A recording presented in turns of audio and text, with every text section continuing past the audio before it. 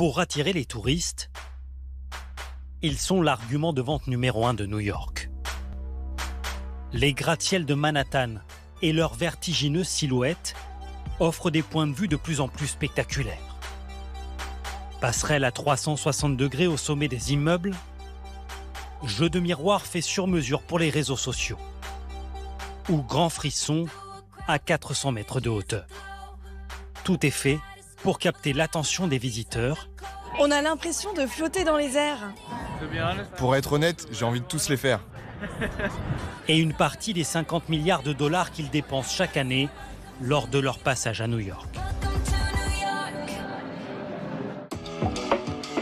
Au sommet du Rockefeller Center, c'est la dernière des attractions nées sur les toits de la ville.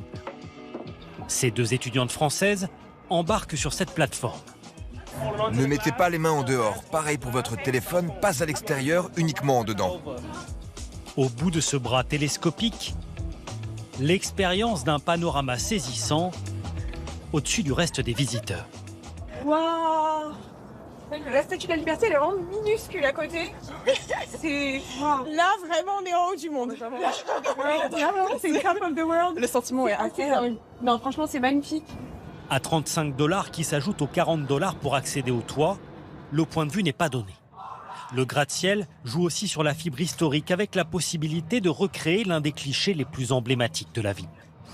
Ok, soyez prêts pour la photo. Regardez bien l'objectif et attendez le flash. Car pour se démarquer de la concurrence, il faut désormais offrir un peu plus qu'un simple point de vue. Nous montons au sommet d'une des tours les plus récentes. Quand vous entrez, vous avez une vue dégagée sur le sud de Manhattan, et notamment son représentant iconique, l'Empire State Building. Ici, le créateur propose une expérience plus artistique et sensorielle. Des jeux de réflexion pour déstabiliser le visiteur, des planchers de verre pour tester sa résistance au vertige. Et ces ballons argentés, parfaitement pensés pour les photos de vos réseaux sociaux, toute la stratégie marketing a été conçue pour résonner sur Internet. Les réseaux sociaux permettent aux visiteurs de diffuser les photos qu'ils font chez nous. Ils amplifient notre message et cela explique en bonne partie notre succès. La stratégie fonctionne ici, tout le monde ou presque a son smartphone à la main. C'est immersif en fait, c'est ça qui est intéressant. On n'aurait pas connu ce lieu sans les réseaux sociaux. Mais pour proposer une expérience hors du commun, un autre immeuble new-yorkais a choisi d'aller encore plus loin. Et pour nous, cela commence par un impératif assez inattendu. On s'assure juste que vous n'avez pas trop bu. Si vous êtes en état de conduire, vous êtes bon pour la montée. OK pour vous ? Pas de problème de ce côté, mais il me faut ensuite passer au détecteur de métaux pour être sûr que je n'ai rien sur moi qui risque de tomber. Avant d'être étroitement sanglé, harnaché comme un pilote de Formule 1. Puis arrimé à ce rail de sécurité. OK les amis, on y va ! Prêt à entrer sur une vertigineuse plateforme au 100e étage, quelques mètres au-dessus des nuages.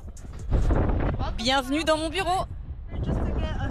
Pour vous donner un petit aperçu de la hauteur, avancez-vous un peu vers moi. Et regardez en bas la jolie vue. Il faut alors entamer l'ascension vers le sommet, via ces marches où il est déconseillé de trébucher.